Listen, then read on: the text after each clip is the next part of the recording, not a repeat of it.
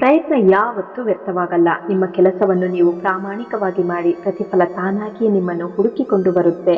ತಲೆ ತಗ್ಗಿಸಿ ನಿನ್ನ ಕೆಲಸವನ್ನು ನೀನು ಮಾಡಿದ್ರೆ ಅದರ ಫಲ ನಿನ್ನನ್ನು ತಲೆ ಎತ್ತುವಂತೆ ಮಾಡುತ್ತೆ. ಒಬ್ಬರ ಬಾಳಲ್ಲಿ ಬೆಳಕು ಆಗದಿದ್ರೂ ಪರವಾಗಿಲ್ಲ, ಆದರೆ ಇನ್ನೊಬ್ಬರ ಬಾಳಲ್ಲಿ ಕತ್ತಲನ್ನು ಮಾತ್ರ ಮಾಡಬೇಡಿ. ನೀವು ಮನಸ್ಸು, ಹೃದಯ ಮತ್ತು ಮಾತಿನಲ್ಲಿ ಶುದ್ಧರಾಗಿದ್ದಾಗ ಮಾತ್ರ ಬ್ರಹ್ಮಾಂಡದ ಎಲ್ಲ ಅರ್ಥಪೂರ್ಣ ಶಕ್ತಿಗಳು ನಿಮ್ಮೊಂದಿಗೆ ಇರುತ್ತೆ. ಸಮಯ, ಕರ್ಮ ಮತ್ತು ನೆನಪಿನ ಶಕ್ತಿ ಹೆಚ್ಚು ಕಾಲ ಎಷ್ಟೇ ಕಳೆದರೂ ಮನುಷ್ಯನ ಒಳ್ಳೆಯ ಮತ್ತು ಕೆಟ್ಟ ಕೆಲಸಗಳಿಗೆ ಪ್ರತಿಫಲ ಸಿಗದೆ ಬಿಡುವುದಿಲ್ಲ. ಚಿಂತಿಸಬೇಡ, ಬದುಕಲ್ಲಿ ನಿಯತ್ತಾಗಿರೋರು ಯಾವಾಗಲೂ ಒಂಟಿಯಾಗಿಯೇ ಇರುತ್ತಾರೆ.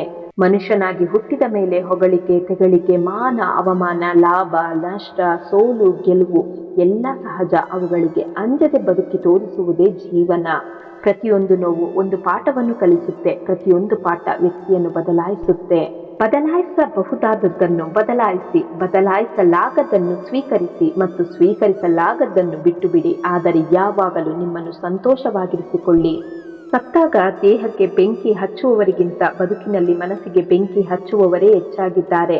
ನೀವು ಸ್ವಾರ್ಥದಿಂದ ಸಂಬಂಧಗಳನ್ನು ಕಟ್ಟಲು ಎಷ್ಟೇ ಪ್ರಯತ್ನಿಸಿದರೂ ಅವು ಎಂದಿಗೂ ಕೆಲಸ ಮಾಡುವುದಿಲ್ಲ, ಮತ್ತು ಪ್ರೀತಿಯಿಂದ ಕಟ್ಟಲಾದ ಸಂಬಂಧಗಳನ್ನು ಮುರಿಯಲು ನೀವು ಎಷ್ಟು ಪ್ರಯತ್ನಿಸಿದರೂ ಅವು ಎಂದಿಗೂ ಮುರಿಯುವುದಿಲ್ಲ.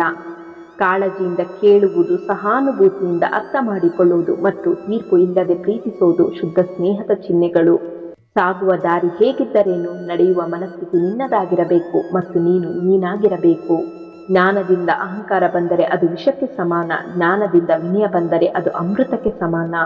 ಕಾಲುಗಳನ್ನು ಒದ್ದೆ ಮಾಡಿಕೊಳ್ಳದೆ ಸಮುದ್ರ ದಾಟಬಹುದು, ಆದರೆ ಕಣ್ಣುಗಳನ್ನು ಒದ್ದೆ ಮಾಡಿಕೊಳ್ಳದೆ ಜೀವನ ಸಾಗಿಸಲು ಸಾಧ್ಯವಿಲ್ಲ.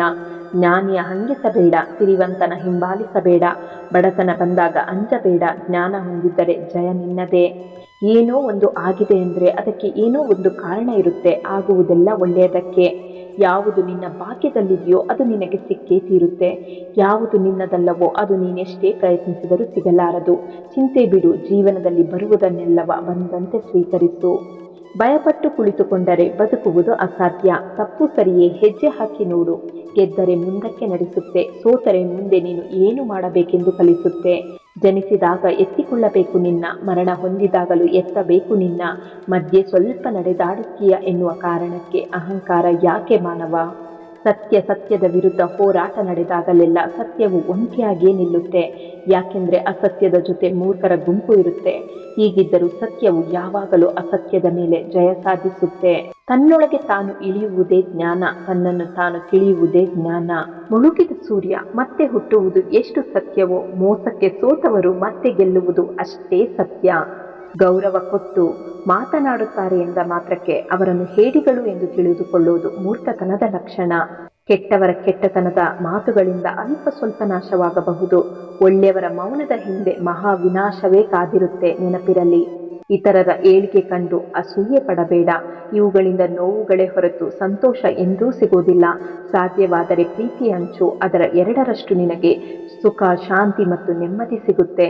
ನಮ್ಮಿಂದ ಲಾಭವಿದೆ ಎಂದಾದರೆ ಶತ್ರು ಕೂಡ ಮಿತ್ರನಾಗುತ್ತಾನೆ. ಅದೇ ನಮ್ಮಿಂದ ನಷ್ಟವಾಗುತ್ತೆ ಅಂತ ಗೊತ್ತಾದ್ರೆ ಮಿತ್ರ ಕೂಡ ಶತ್ರುವಾಗುತ್ತಾನೆ. ಕೇಳದೆ ಹೇಳಬೇಡಿ, ಕರೆಯದೆ ಹೋಗಬೇಡಿ. ಕಷ್ಟ ಬಂದರೆ ಕಣ್ಣೀರು ಹಾಕಬೇಡಿ. ನಂಬಿಕೆ ದ್ರೋಹಿಗಳ ಸಂಗ ಮಾಡಬೇಡಿ. ಬೆಲೆ ಇಲ್ಲದ ಕಡೆ ನಿಮ್ಮ ಕಾಲನ್ನು ಇಡಬೇಡಿ. ಊಸರವಳ್ಳಿ ಅಂತ ಬುದ್ಧಿಯ ಪಾಪಿಗಳನ್ನು ನಂಬಿ ಮೋಸ ಹೋಗಬೇಡಿ. ಇದೆಲ್ಲ ಆಗುವುದು ನೊಂದವರ ಬಾಳಲ್ಲಿ. ಎಚ್ಚರವಾಗಿರಿ.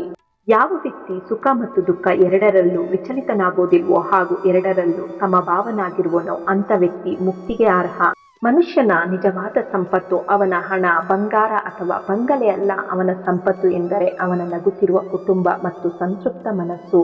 ಲೋಪದೋಷಗಳನ್ನು ಹುಡುಕುತ್ತಿದ್ದರೆ ತಪ್ಪು ತಡೆಗಳು ಹೆಚ್ಚಾಗಬಹುದು. ಒಳ್ಳೆಯದರ ಬಗ್ಗೆ ಚಿಂತಿಸಿ, ಒಳ್ಳೆಯದೇ ಆಗುತ್ತೆ. ಭಯವನ್ನು ಒಮ್ಮೆಯೂ ಎದುರಿಸಲಾರದೆ ಹೋದರೆ ಜೀವನವಿಡೀ ಓಡುತ್ತಲೇ ಇರಬೇಕಾಗುತ್ತೆ. ವಾದ ಆ ಸಂದರ್ಭದಲ್ಲಿ ಗೆಲ್ಲುತ್ತೆ, ವ್ಯಕ್ತಿತ್ವವನ್ನು ಕಳೆದುಕೊಳ್ಳುತ್ತೆ. ತಾಳ್ಮೆ ಆ ಸಂದರ್ಭದಲ್ಲಿ ಸೋತರೂ ವ್ಯಕ್ತಿತ್ವವನ್ನು ಗೆಲ್ಲುತ್ತೆ. ಜೀವನದಲ್ಲಿ ಒಂಟಿಯಾಗಿದ್ರೂ ಪರವಾಗಿಲ್ಲ, ಆದರೆ ಅತಿಯಾಗಿ ಯಾರನ್ನು ಪ್ರೀತಿಸಬೇಡಿ, ಅವರು ನಿಮ್ಮ ಶತ್ರುವೂ ಆಗಬಲ್ಲರು. ಹಾಗೆಯೇ ಯಾರನ್ನು ಅತಿಯಾಗಿಯೂ ದ್ವೇಷಿಸಬೇಡಿ, ಅವರು ನಿಮ್ಮ ಮಿತ್ರರೂ ಆಗಬಲ್ಲರು. ಜಗತ್ತಿನಲ್ಲಿ ಕಾಲಕ್ಕಿಂತ ಶಕ್ತಿಯಾದುದು ಇನ್ನೊಂದಿಲ್ಲ. ತಿಳುವಳಿಕೆಗಿಂತ ನಡವಳಿಕೆ ಉತ್ತಮ. ಕೆಲವೊಮ್ಮೆ ತಿಳುವಳಿಕೆ ಸೋಲಬಹುದು, ಆದರೆ ನಡವಳಿಕೆ ಎಂದೂ ಸೋಲೋದಿಲ್ಲ. ಒಮ್ಮೆ ಕ್ಷಮಿಸಿಬಿಡು, ಮತ್ತೊಮ್ಮೆ ಕ್ಷಮಿಸಿ ನೋಡು. ಮತ್ತೊಮ್ಮೆ ಅದು ಮರುಕಳಿಸಿದರೆ ನಿನಗೆ ಆಗುತ್ತಿರುವ ಮೋಸವೆಂದು ದೂರ ಸರಿದು ಬಿಡು. ಸ್ವರ್ಗದ ಕನಸನ್ನು ಬಿಟ್ಟು ಬಿಡು, ನರಕದ ಭಯವನ್ನು ಬಿಟ್ಟು ಬಿಡು. ಯಾರಿಗೊತ್ತು ಯಾವುದು ಪಾಪ ಯಾವುದು ಪುಣ್ಯವೆಂದು. ಆದರೆ ಇಷ್ಟೇ ನೆನಪಿಟ್ಟುಕೋ, ಯಾರ ಮನಸ್ಸನ್ನು ನೋಯಿಸಬೇಡ, ಸ್ವಾರ್ಥಕ್ಕಾಗಿ ಯಾರಿಗೂ ಕಣ್ಣೀರು ಹಾಕಿಸಬೇಡ. ಉಳಿದದ್ದನ್ನೆಲ್ಲವನ್ನು ಭಗವಂತನಿಗೆ ಬಿಡು. ಇಲ್ಲಿ ಸಂಬಂಧ ದೊಡ್ಡದಲ್ಲ, ಪದವಿ ಇದ್ದವನು ದೊಡ್ಡವನಲ್ಲ, ಹಣ ಇದ್ದವನು ದೊಡ್ಡವನಲ್ಲ. ಯಾರು ಕಷ್ಟದ ಸಮಸ್ಯೆಯಲ್ಲಿ ಮನುಷ್ಯತ್ವ ದೊಡ್ಡದು ಎಂದು ಹೆಗಲಿಗೆ ಹೆಗಲು ಕೊಡುವರೋ ಅವನೇ ದೊಡ್ಡವನು. ಒಂಟಿಯಾದೆ ಎಂದು ಕೊರಗಬೇಡ. ಸೂರ್ಯನು ಒಂಟಿ, ಚಂದ್ರನು ಒಂಟಿ, ಆದರೆ ಜಗಕ್ಕೆ ಬೆಳಕು ನೀಡುತ್ತಿಲ್ಲವೇ? ಒಂಟಿಯಾದಾಗಲೇ ನೀನು ಏನು ಎಂದು ಅರ್ಥವಾಗುವುದು, ನಿನ್ನ ಸಾಮರ್ಥ್ಯ ಎಷ್ಟು ಎಂದು ತಿಳಿಯುವುದು. ಸೂರ್ಯ ಚಂದ್ರರಂತೆ ನೀನು ಜಗತ್ತಿಗೆ ಬೆಳಕು ನೀಡುವುದು ಬೇಡ. ನಿನ್ನ ಬದುಕಿಗೆ ನೀನು ಬೆಳಕಾಕು ಸಾಕು, ಆಗ ನಿನ್ನ ಬದುಕು ಧನ್ಯ. ಧರ್ಮದ ಸರಳ ವಿವರಣೆ ಎಂದರೇನು? ನಮ್ಮಿಂದಾಗಿ ಬೇರೆ ಯಾವುದೇ ಆತ್ಮ ದುಃಖಿಸಬಾರದು, ಅದೇ ನಿಜವಾದ ಧರ್ಮ. ನೇರವಾಗಿ ಮಾತನಾಡುವವರೇ ಈ ಪ್ರಪಂಚದಲ್ಲಿ ಎಲ್ಲರಿಗೂ ತುಂಬ ದೂರ, ಆದರೆ ಅವರೇ ದೇವರಿಗೆ ತುಂಬ ಹತ್ತಿರ. ಮಕ್ಕಳಿಗೆ ಸರಿಯಾದ ಸಮಯಕ್ಕೆ ಊಟ ನೀಡದಿದ್ರೆ ಸ್ವಲ್ಪ ಸಮಯ ಅಳಬಹುದು, ಆದರೆ ಸರಿಯಾದ ಸಮಯಕ್ಕೆ ಸಂಸ್ಕಾರ ನೀಡದಿದ್ರೆ ಜೀವನ ಪೂರ್ತಿ ಅಳುತ್ತಾರೆ.